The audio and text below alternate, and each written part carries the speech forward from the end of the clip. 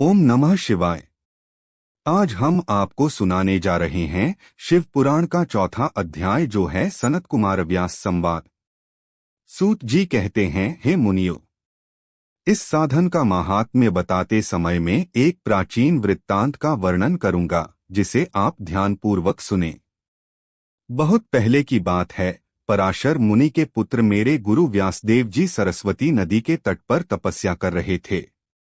एक दिन सूर्य के समान तेजस्वी विमान से यात्रा करते हुए भगवान सनत कुमार वहां जा पहुंचे। मेरे गुरु ध्यान में मग्न थे। जागने पर अपने सामने सनत कुमार जी को देखकर वे बड़ी तेजी से उठे और उनके चरणों का स्पर्श कर उन्हें अर्घ्य देकर योग्य आसन पर विराजमान किया। प्रसन्न होकर सनत कुमार जी गंभीर वाणी में बोले, मुनि, तुम सत्य का चिंतन करो। सत्य तत्व का चिंतन ही श्रेय प्राप्ति का मार्ग है। इसी से कल्याण का मार्ग प्रशस्त होता है। यही कल्याणकारी है। यह जब जीवन में आ जाता है तो सब सुंदर हो जाता है। सत्य का अर्थ है सदैव रहने वाला। इस काल का कोई प्रभाव नहीं पड़ता। यह सदा एक समान रहता है। सनत कुमार जी ने महर्षि व्यास को आगे समझाते हुए कहा, महर्षि, सत्य पदार्थ भगवान शिव ही हैं। भगवान शंकर का श्रवण, कीर्तन और मनन ही उन्हें प्राप्त करने के सर्वश्रेष्ठ साधन हैं।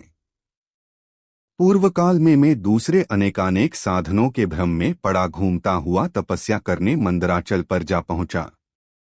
कुछ समय बाद महेश्वर शिव की आज्ञा से सबके साक्षी तथा शिवगणों के स्वामी नंदिकेश्वर वहां आए और स्नेहपूर्वक मुक्ति का साधन बताते हुए बोले, भगवान शंकर का श्रवण, कीर्तन और मनन ही मुक्ति का स्रोत है। यह बात मुझे स्वयं देवाधिदेव भगवान शिव ने बताई है। अतः तुम इन्हीं साधनों का अनुष्ठान करो। व्यास जी से ऐसा कहकर अनुगामियों सहित सनत कुमार ब्रह्मधाम को चले गए। इस प्रकार इस उत्तम वृत्तांत का संक्षेप में मैंने वर्णन किया है।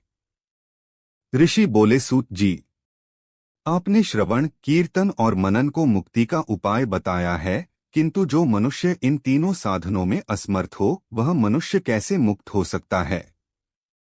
किस कर्म के द्वारा बिना यत्न के ही मोक्ष मिल सकता है? 5वां अध्याय, जो है शिवलिंग का रहस्य एवं महत्व। सूत जी कहते हैं, हे शौनक जी, श्रवण, कीर्तन और मनन जैसे साधनों को करना प्रत्येक के लिए सुगम नहीं है। इसके लिए योग्य गुरु और आचार्य चाहिए। गुरुमुख से सुनी गई वाणी मन की शंकाओं को दग्ध करती है। गुरुमुख से सुने शिव तत्व द्वारा शिव के रूपस्वरूप के दर्शन और गुणानुवाद में रसानुभूति होती है। तभी भक्त कीर्तन कर पाता है। यदि ऐसा कर पाना संभव न हो तो मोक्षार्थी को चाहिए कि वह भगवान शंकर के लिंग एवं मूर्ति की स्थापना करके रोज उनकी पूजा करे। इसे अपनाकर वह इस संसार सागर से पार हो सकता है। संसार सागर से पार होने के लिए इस तरह की पूजा आसानी से भक्तिपूर्वक की जा सकती है।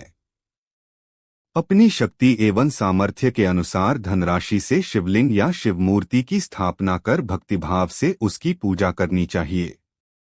मंडप, गोपुर, तीर्थ, मठ एवं क्षेत्र की स्थापना कर उत्सव का आयोजन करना चाहिए तथा पुष्प, धूप, वस्त्र, गंध, दीप तथा पुआ और तरह तरह के भोजन नैवेद्य के रूप में अर्पित करने चाहिए।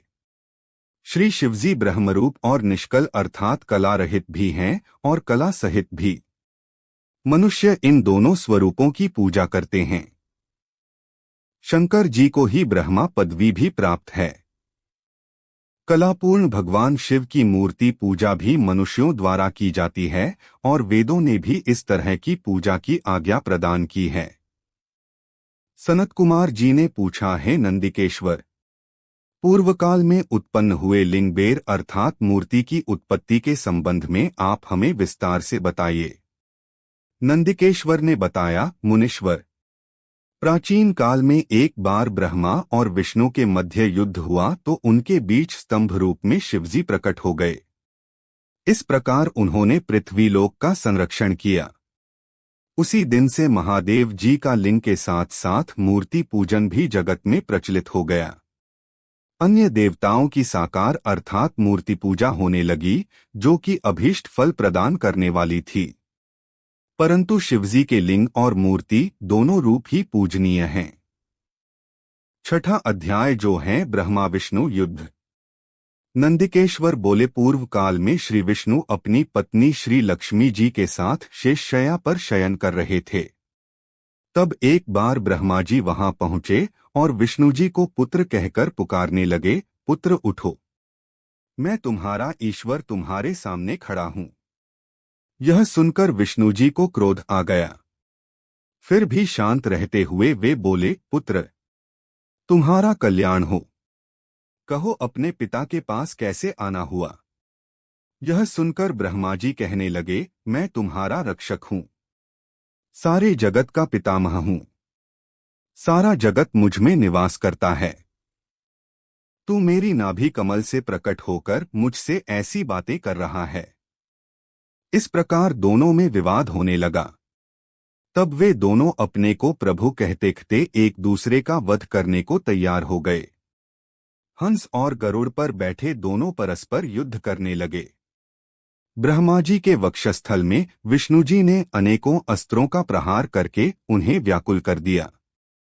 इससे कुपित हो ब्रह्मा जी ने भी पलटकर भयानक प्रहार किए। उनके पारस्परिक आघातों से देवताओं में हलचल मच गई।